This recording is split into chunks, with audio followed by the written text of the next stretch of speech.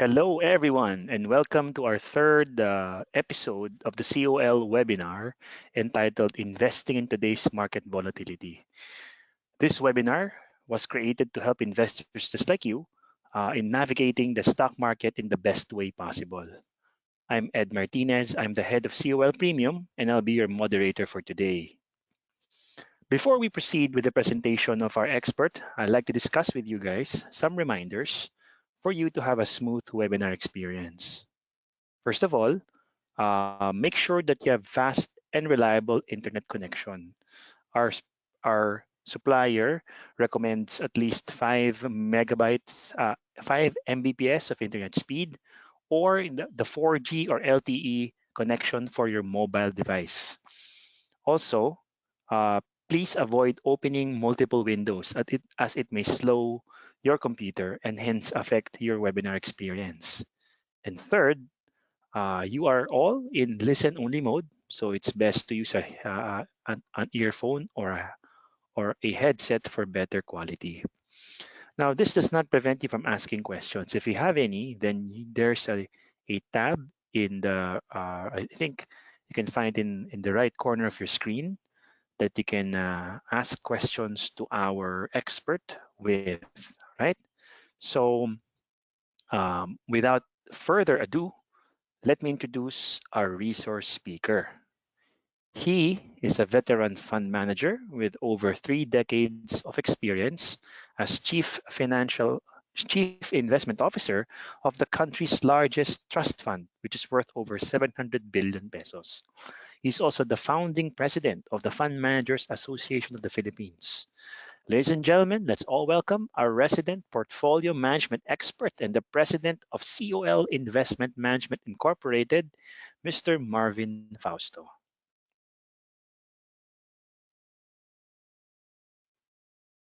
Hey, hi. Hello everyone. Can you see me? Can you see me? Hi. So good afternoon, everyone. Um, I'd like to welcome you all to this episode number 3, taking control of your portfolio in difficult markets. We know that the market is really very volatile these days, and we really live now in difficult times. We don't know really how long this crisis is going to last. Some say 3 months, some 6 months. We don't exactly know. That is why there are a lot of questions in our minds as investors. What to do with this market? The questions we get is, do I sell now? Because we don't know what's going to happen. You haven't seen the worst yet. We're just accelerating in terms of our testing. Do we sell now? Or the market is really very cheap at this time, or do we buy? Or should we just hold on to our investments?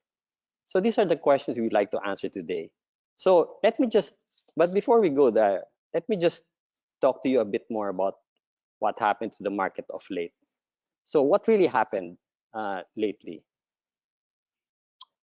From 1994 to the present, this market could probably be, the recent downturn that we experienced, and as of today, it closed at 5,408, could probably be the fastest and probably the worst performance we had in this time period. And that is a drop of about 31% just for year to date. If you're going to look at the market since the peak of 9,100, the drop is much more. And the last time we had this experience was in 2008 during the global financial crisis. We had a drop of about 48% in 1 year.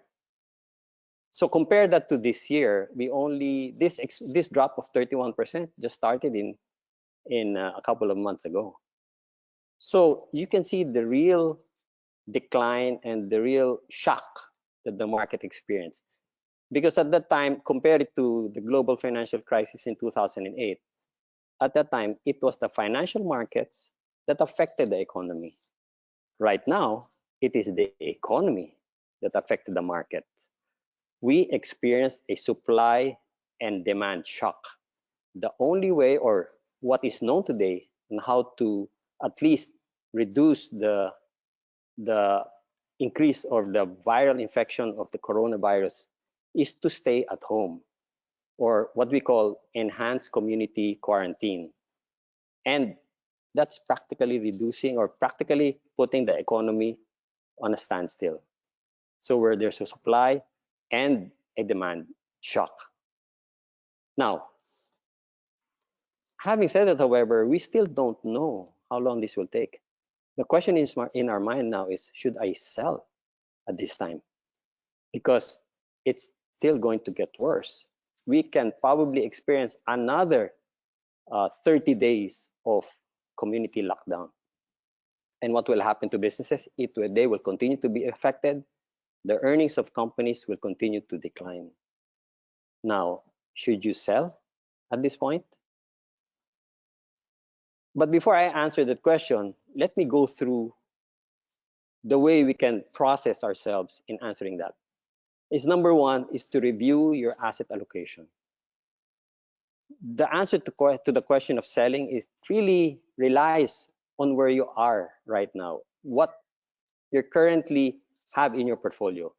Maybe during this quarantine, you can probably talk to your spouse or look at your folders, talk to your broker, talk to your banker, look at your online accounts and put it all together. Include your emergency funds. Do you have 3 months at least to 6 months of liquidity in your bank account that can probably tide you over for your supplies, for your needs, and even for the salaries of your employees? Do you have enough emergency for that? Or do you already have an insurance for life? I mean, you might want to think about that too. And then look at your exposure in your equities and your fixed income. Try to understand where you are and what you have in terms of asset allocation. I have a sample here of an asset allocation where in Fund A, you will have a 20% exposure in equities and 80% fixed income for a more conservative portfolio, or another portfolio, Fund B, where you have a 50-50 exposure, a more aggressive portfolio. You might want to think about where you are today so that you can understand what kind of exposure or risk you're taking. The second, after looking at your asset allocation, is to assess the risk tolerance that you can take. What does that exactly mean? Let me try to explain how we can do that. The stock market for the past 30 years, since 1987 to 2019, has been very volatile.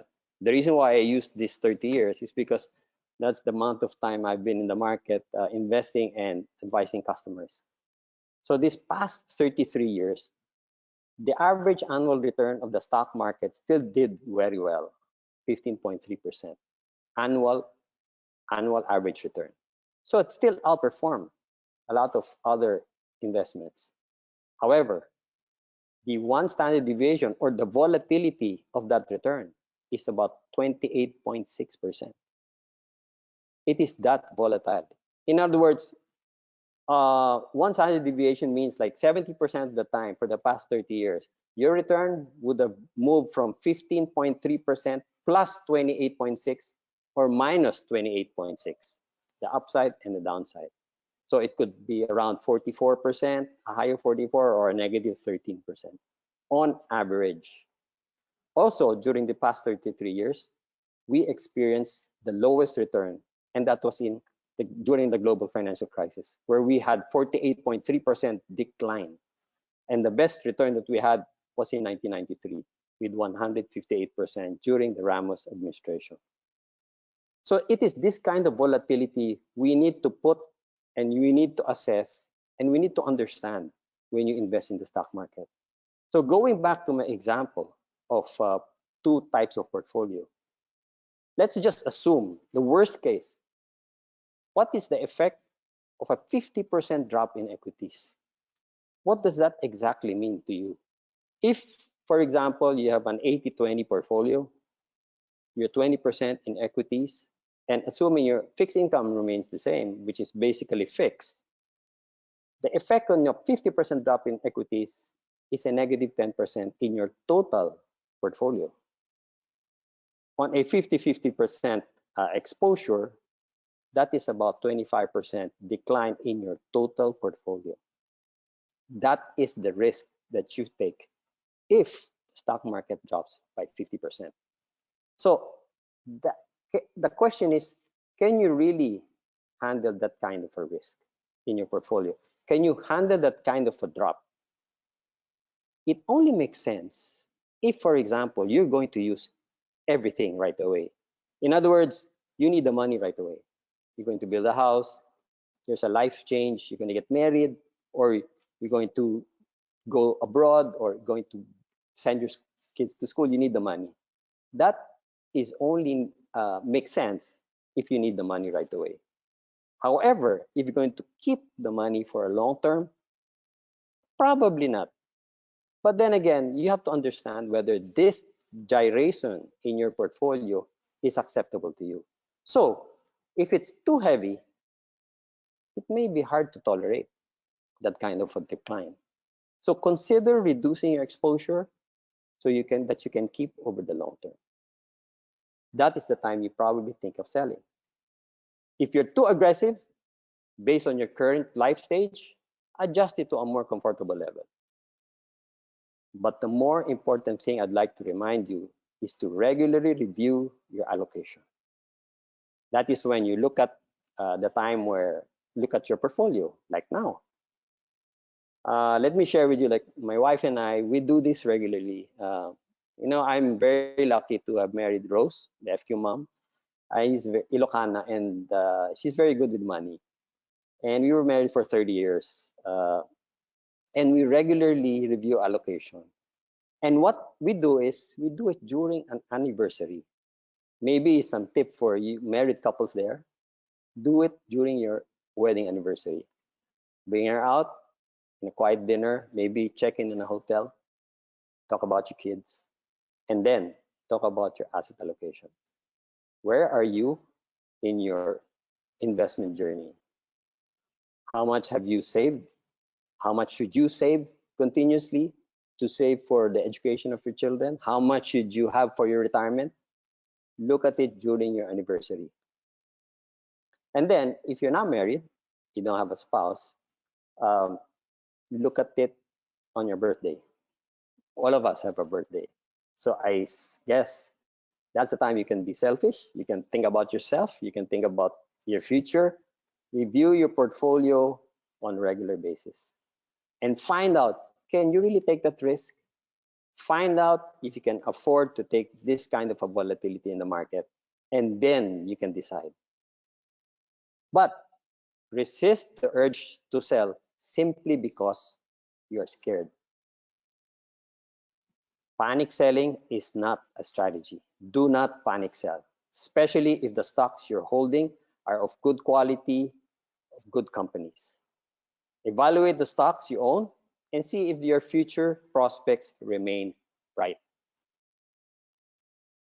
Because going back to the slides I showed earlier, even if, like for example, in 2008, the stock market went down by 48%, the year after, it jumped back up by 62% in 2009.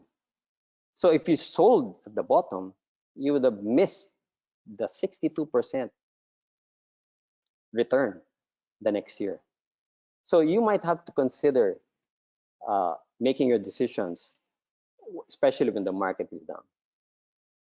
And besides that, the valuation is just too attractive not to be participating in the market. What I'm showing you here is a 15-year price to earnings ratio band. In other words, this is how the valuations of the stock market has been for the past 15 years. And on average, which is the red line, our average PE, or the valuation of the stock market, is about 16 times. And the low that we had during these years was in 2008, somewhere around where we are today. at 9.27 times PE ratio. You might question that the earnings might be questionable, but what we can say is that moving forward, probably it will not stay there for a long time. Now you can consider buying. Say, for example, you are still young, and I understand most of our listeners, most of our viewers are in your accumulation stage. You are very lucky. This is a time for you to accumulate. This is the best time for you to buy the market, especially if you invest for the long term. So the question is, what should you buy? Of course, you buy and invest in good quality companies, basically the blue chips, large established corporations that have a wide range of business across different growing industries. You're talking about the likes of holding companies like the SM, Ayala Corp, JG Summit, and companies from defensive sectors like consumer retail. You would continue to need buying food in the grocery, the supermarkets, utilities like telcos, and basic food manufacturers like URC, DNL, and other manufacturers of food. This will be resilient during crisis. And diversify your portfolio when you buy, not just one, but a diversity of stocks. Make sure your portfolio consists of several of these companies from different sectors.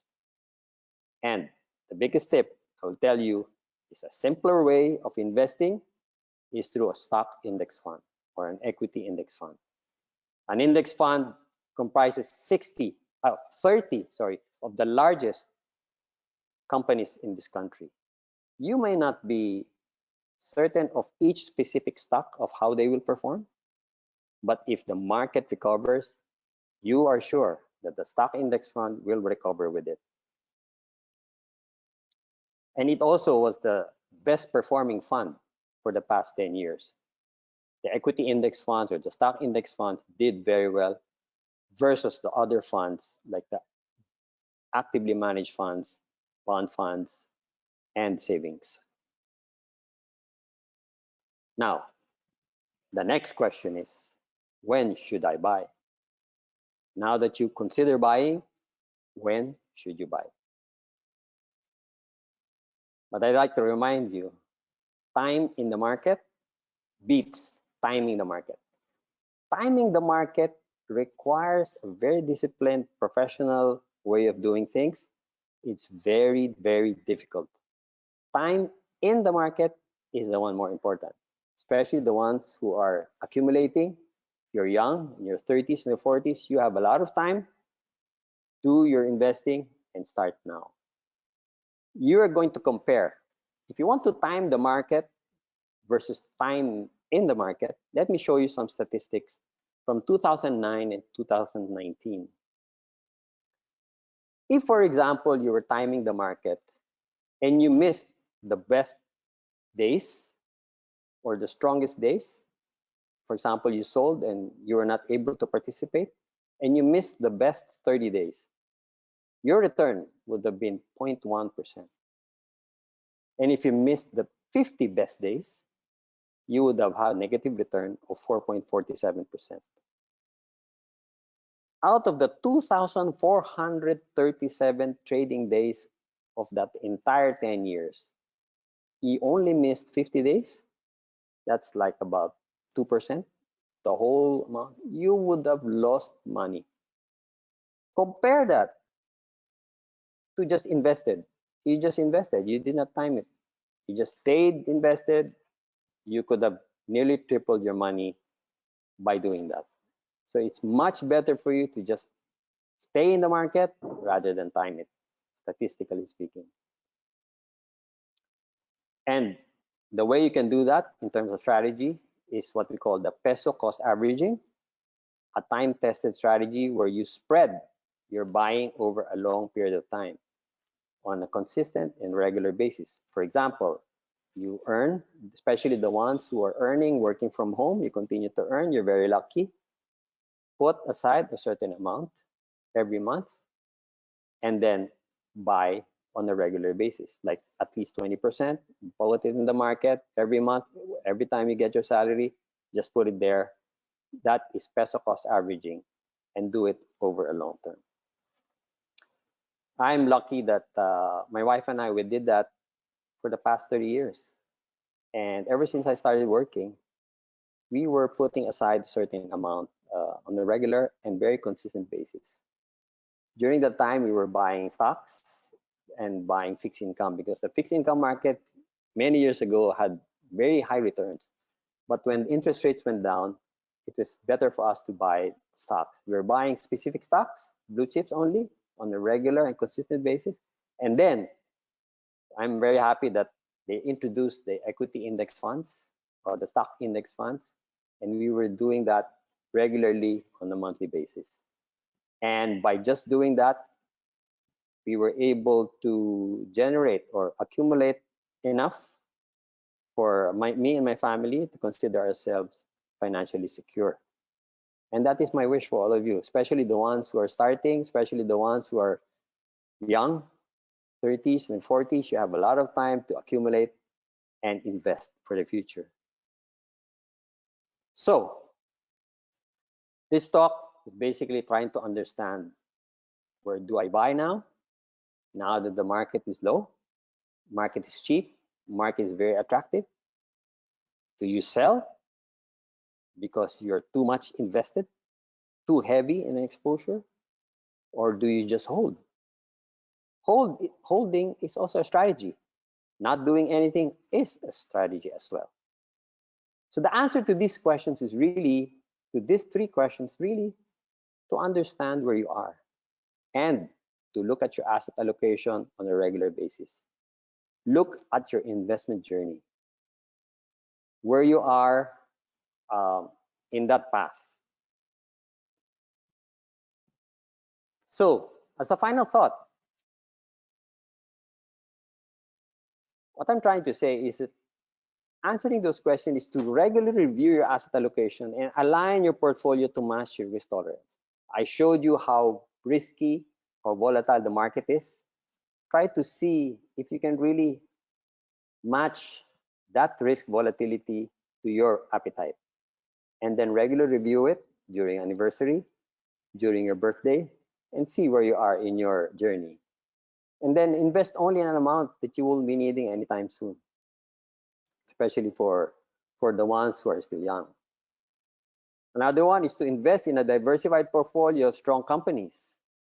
Better yet, buy a stock index fund as your core strategy, and then buy a few stocks, the ones that you're very familiar with, add it to your portfolio, and make a very good mix, diversified portfolio. And then stick to your investment plan, and you will be able to reach your goals. So whether to buy, to sell, to hold, that really depends on where you are now. And it doesn't really matter where the market is. Experience has, I've shown you statistics. It's better for you to be timing the market rather than timing the market. So that is my presentation. I am open now to your questions. All right. Thank you very much, Sir Marvin. I think we have a number of questions here. Again, if you want to ask our expert your questions, you can go to the questions section in the right side of your webinar app, and please type away. So, Sir Marvin, I think there's one question here about the question of buying. No, now he Mm, is a person who already has an exposure of 50% in the market. mm-hmm. So nakabili siya with 50% exposure. Now, is it wise to Okay. average down when your portfolio has already gone down by 50 or 60%? Again, answering that question depends on where you are, your Hmm. exposure. If you can really accommodate that risk, I showed you the risk of the volatility of the market. If you can, it's a good time to get in. Averaging down may be wise, especially if you are investing for the long term. Now, if you're just averaging just because for the simple reason of timing it, That's another question. You're actually speculating. When you're Mm-hmm, mm-hmm, averaging down, it is for a purpose. It is really for investing, not for speculating. mm-hmm. Okay. And sir, another question. Is it okay to buy another stock or a fund? Uh, Stocks or Another funds? stock Direct stocks or that fund? assumes that I think I'm assuming that he already has stocks, and Yes, sir. Yes, sir. and, and I'm assuming he doesn't have a fund yet. Yes, sir. Maybe now it's very difficult to predict specific stocks. You don't exactly know how the earnings will be for each specific stock. Um, that is why I recommend a fund, an index fund. Because if you believe the market's going to grow, it's going to go up maybe by next year when this whole crisis ends, you are better off investing in a fund. It's completely diversified. It is invested in the 30 largest companies in the country. And I don't think you'll go wrong investing it for the Mhm. long term.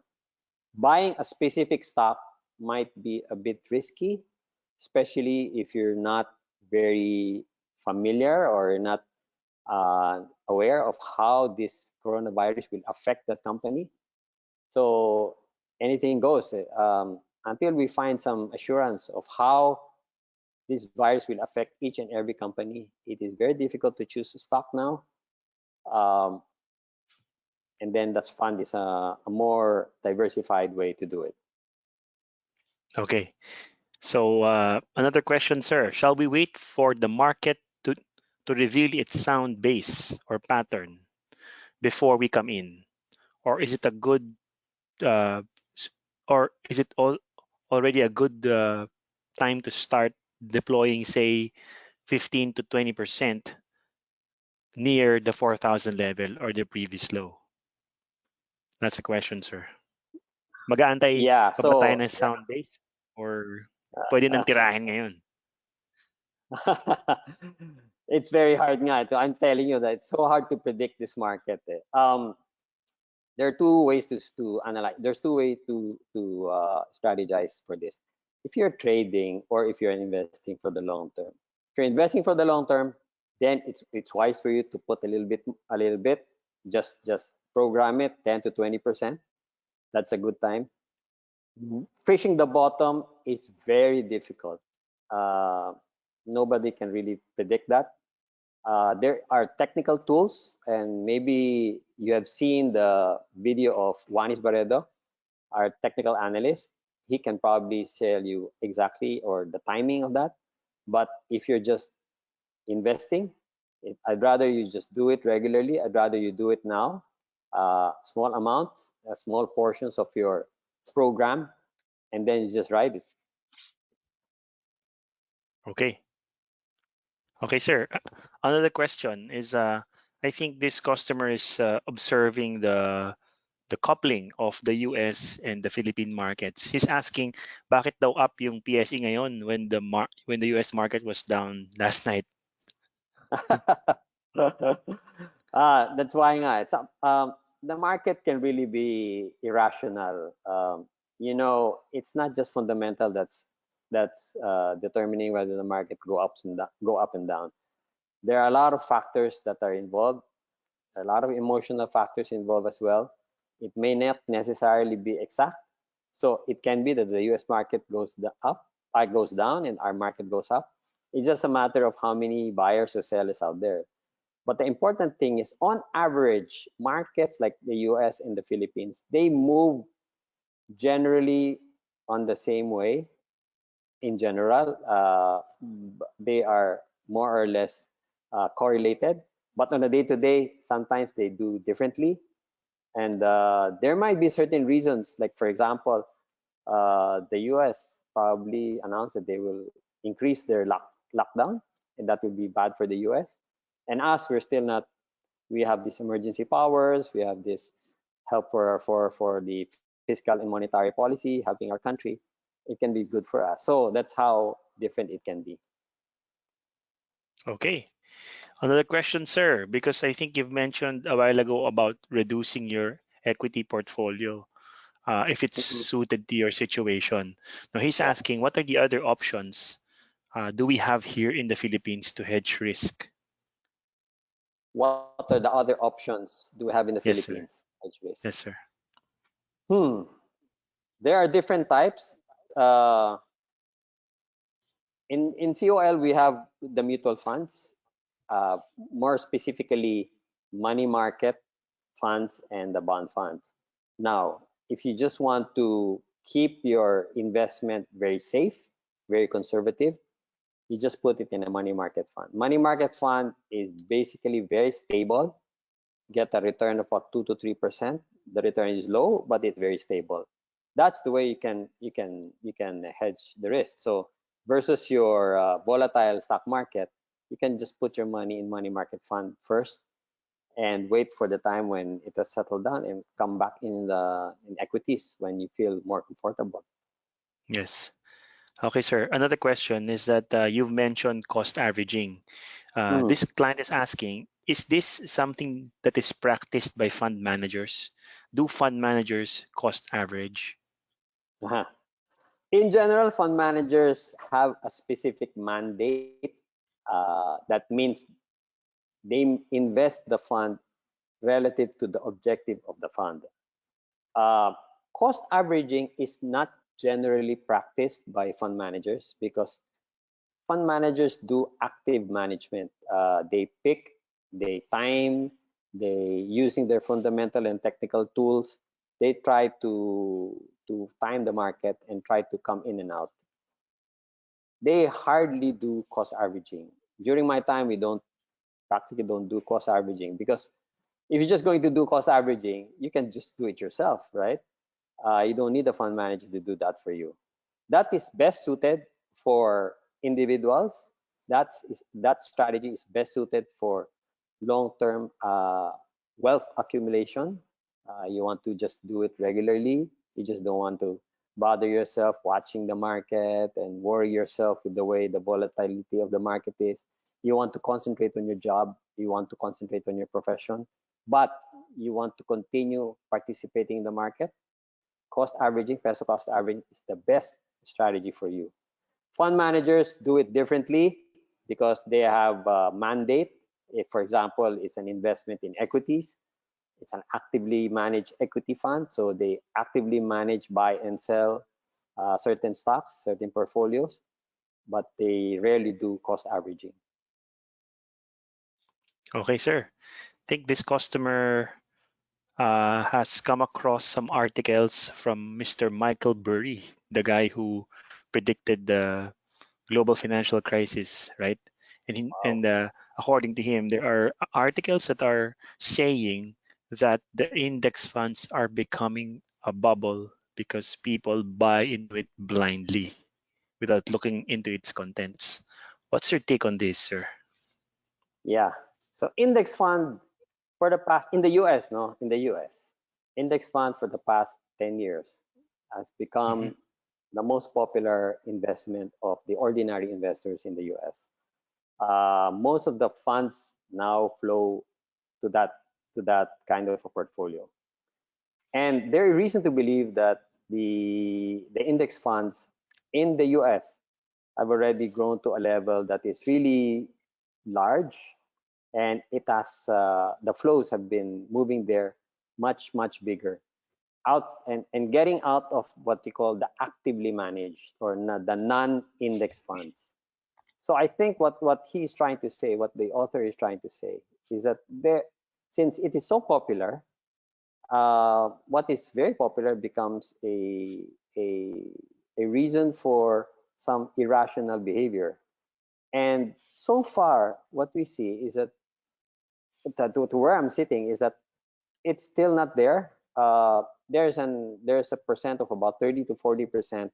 The last time I looked, it's about 35% of investors in the US or in the stock market in the US are index funds uh, relative to the entire portfolio. Hmm. Now, until the time when we see when index funds tip tip the assets under management to a level of, let's say, 60 to 70%, which is what the inventor of index funds, John Bogle, said, that if it goes to a level of 60 to 70%, maybe that's the time when that bubble can come out. But having said that, however, compare that to the Philippines, we are far off. Versus the assets under management we have here, we have less than 5% or less than 6% in invested in index funds. So we're just starting, and it's just becoming popular here. Okay.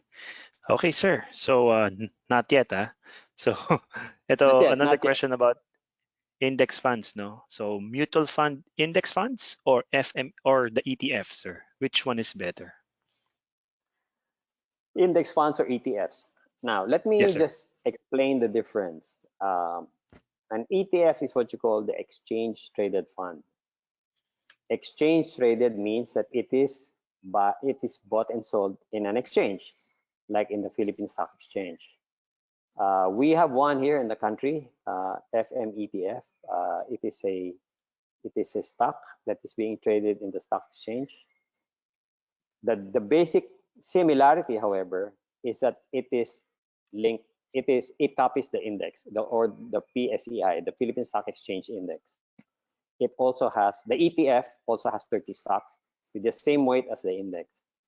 Now, an index fund, mutual fund, index fund that is not an ETF, is also invested in the 30 largest stocks and weightings the same as the Philippine Stock Exchange Index, but it is not being traded in the stock exchange. So you can buy and sell it only at one price, at the net asset value per share.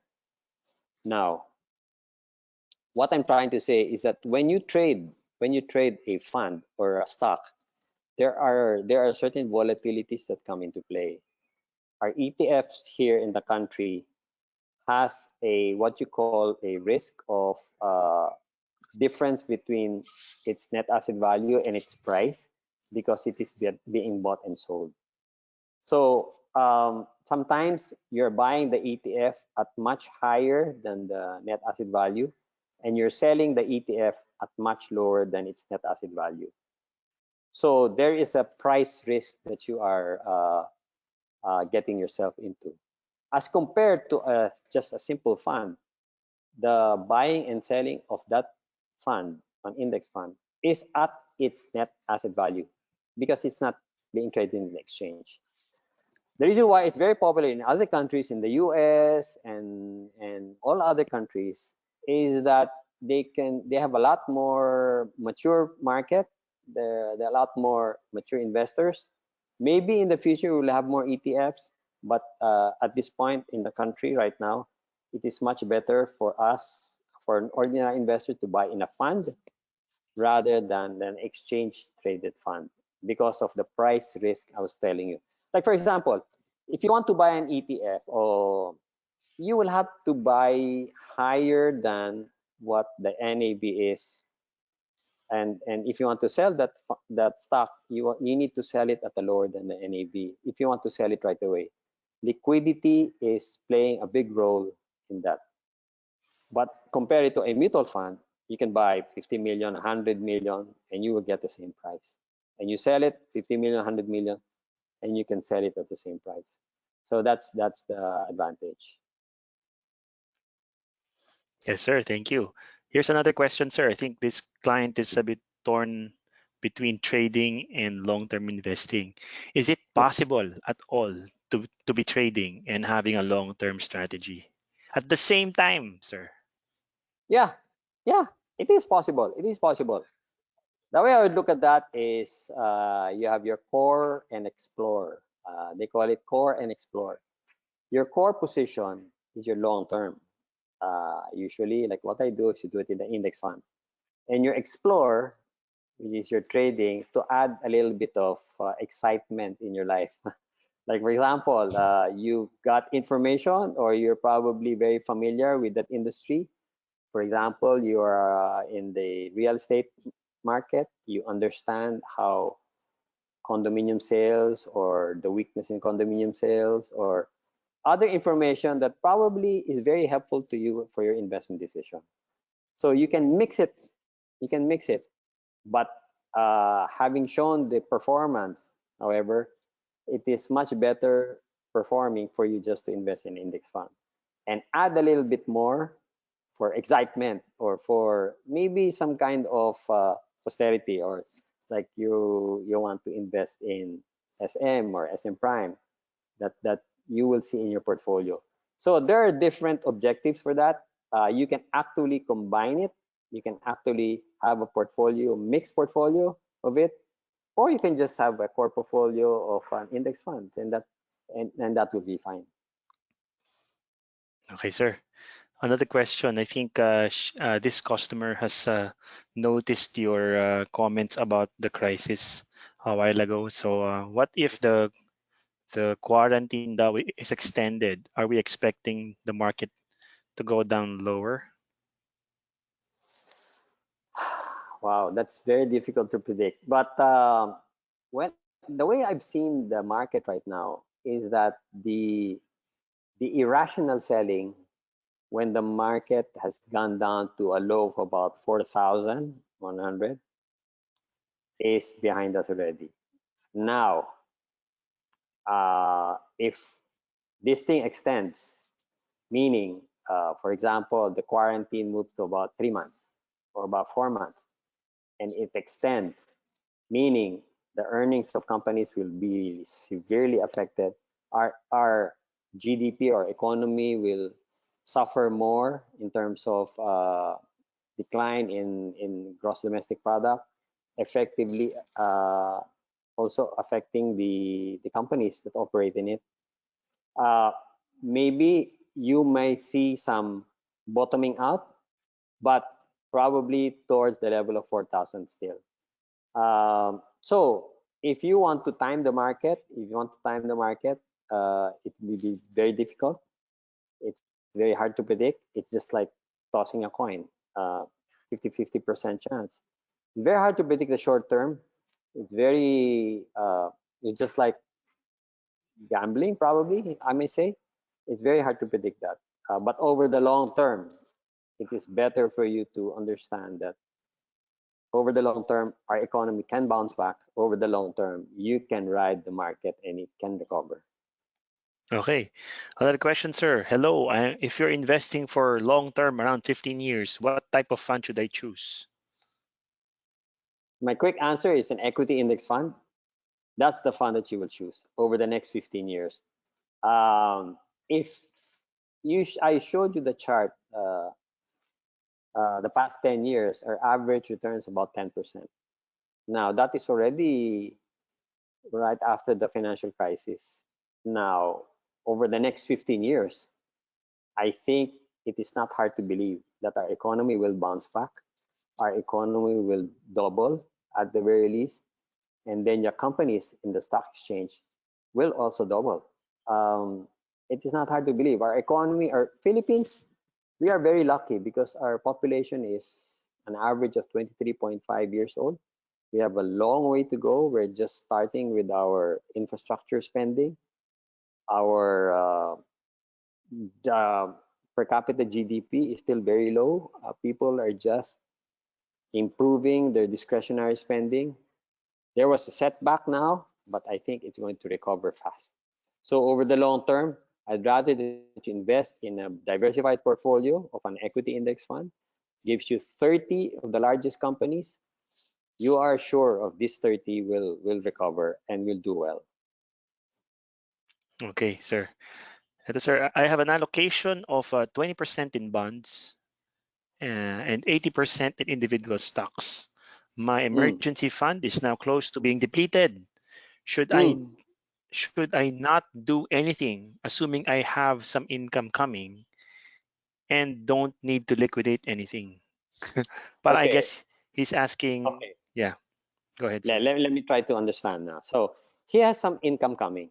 Now, the question is whether is Yes, it regular or irregular. If it's a regular income, meaning you I have a think. job, Mhm, you have a stable job, and you mhm. expect income to come in, uh, you have to estimate how much that is relative to your emergency fund. You said that your emergency fund is being depleted. What does that exactly mean? Is it being depleted down to low than below 3 months? If you have Okay. a regular income, if you have a regular income and your emergency fund is about 3 months, you're fine. You're fine. However, if your emergency fund is just about 1 month and your income is not regular, meaning you don't have a stable job, it's a business, income is irregular, it only comes in when you have projects, then you may consider reducing your exposure. Your 80% exposure might be too heavy. You might want to reduce it just to make sure that you have your emergency fund covered at the very least. That's the number one priority. You cannot afford not to have an emergency fund, especially at this time.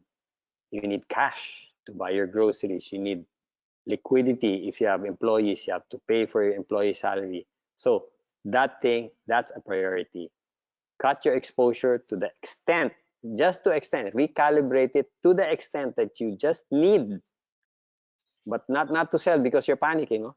Just enough for you to need and cover that emergency, depending on how regular your income is, and then you can sleep well at night. Okay. Another question, sir. I've been hearing about peso cost averaging, but how do you do that? Peso cost averaging. It's a very simple tool, but for some of us, it's difficult. It's simple because all you need to do is to put aside a certain amount on a regular and consistent basis. Now, easier said than done if it is not automatic. What I'm saying is that our behavior is not necessarily leading to, our intention doesn't necessarily lead to action. If you intend to do cost averaging, and at that point that you're going to do it, you have to do something else, or you forgot, or it is not programmed, then it becomes difficult. What we suggest is that you to automate it. Take out the emotional fact, take out the thing that you have to remind yourself, take out the energy that you have to do to open, to look at your account and do the investing. Take that out already. In COL Financial, we have that. We call it the AC Investment Program. You can set up a program that will allow you to invest automatically on a monthly basis. What that means is that regardless of whether the market is up or down, you can buy it. Effectively, when the market is down, you buy, and the market is up, you buy. Basta on a monthly basis, you come in, and effectively it averages. That is why it's called peso cost averaging. You're actually averaging because you do it regularly on a monthly basis. So you have to remember, you have to automate it. It's very simple to do, but very difficult to implement if you don't automate it. Okay, sir. Last three questions, I guess. That's Yeah. enough time we have. So, relative to this COVID crisis, when do you think we see the indications of an economic crisis? Parang when does this COVID crisis translate into an economic crisis? How many months? Sa tingin Hmm. mo, sir? 3 months. There has been already predictions by no less than the Secretary Pernia. Is already predicting a recession on the second quarter this year, and I would imagine so because things just stopped. We stopped going out, and people just the supply and demand shock was introduced in order not to spread the virus or not to stop the spread of the virus. So this virus is really affecting businesses. We have anecdotal evidences that restaurants and businesses have dropped in terms of revenues of at least 40 to 50%. Now, our situation in terms of the virus is that it is just on its in its acceleration phase.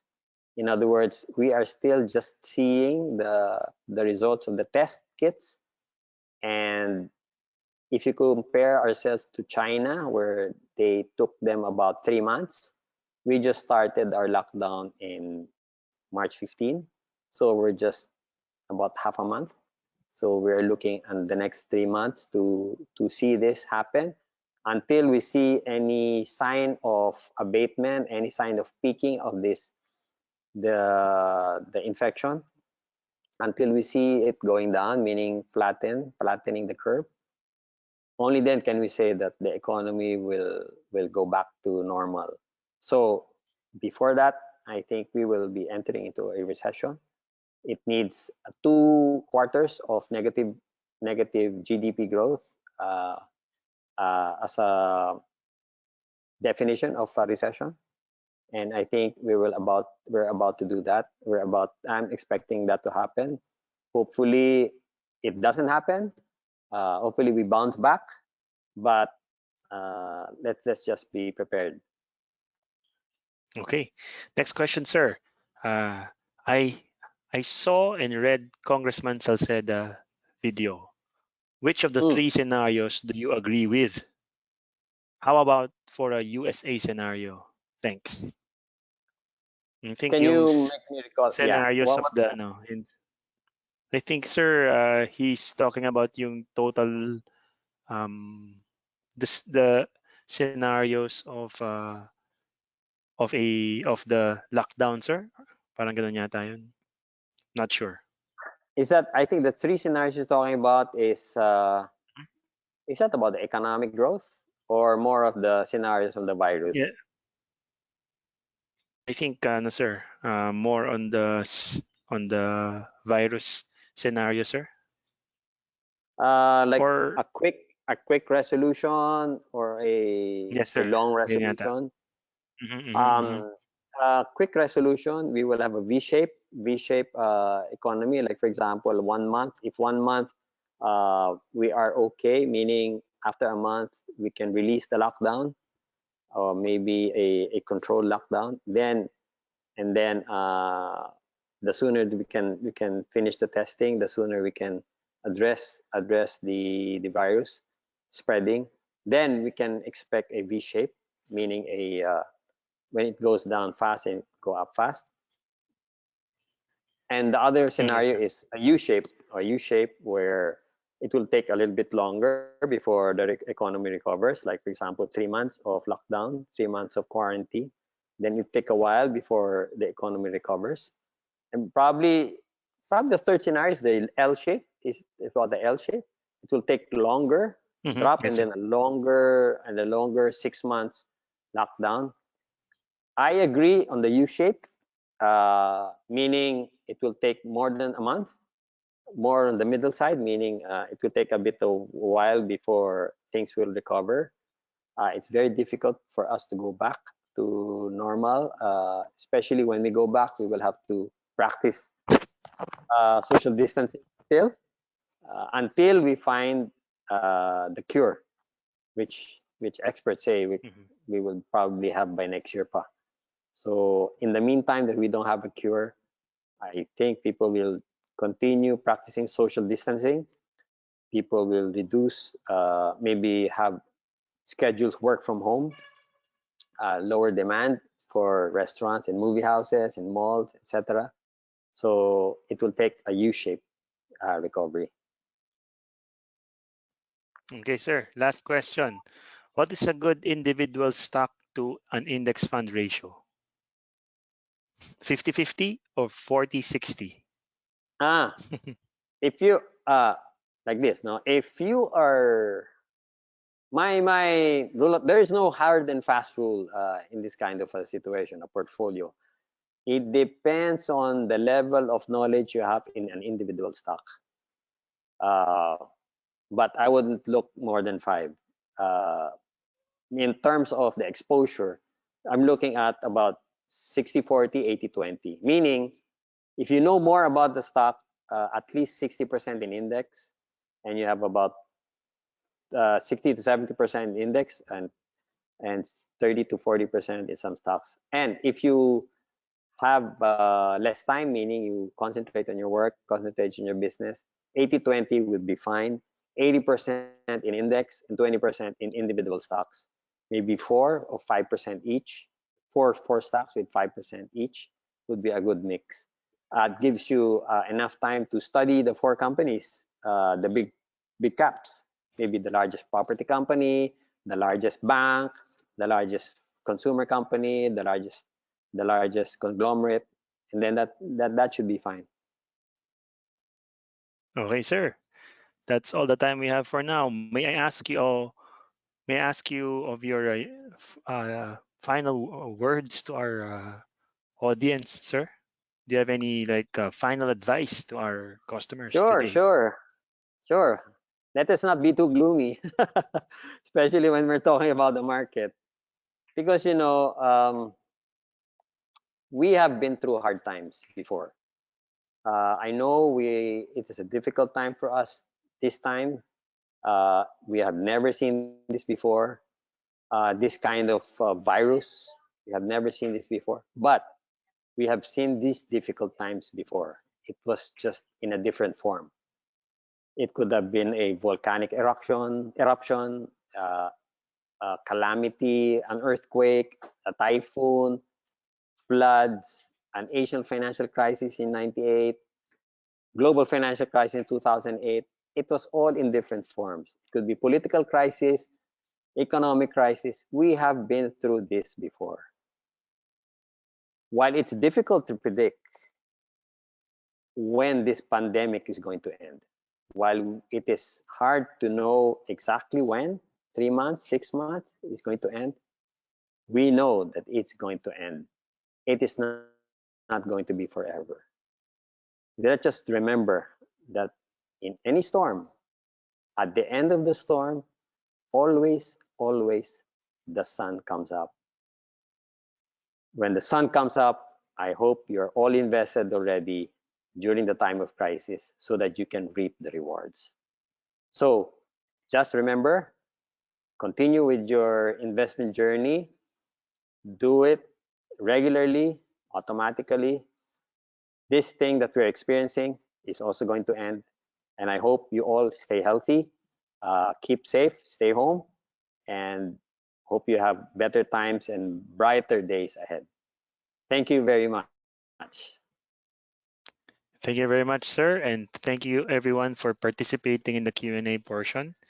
Now, to get notifications on the next episodes or next schedules of our webinar series, feel free to watch it or watch our channels as as I show to you guys in the screen right now. And please feel free to contact us through the contact details that I'm showing in the slides right now as well. And with that, thank you very much for participating or attending our webinar. I'd like to urge everyone to please answer the 2-minute survey that we will send to you after the webinar session so we can further improve our webinars. And we'll be looking forward to reading your valuable feedback. And with that, thank you and have a great day.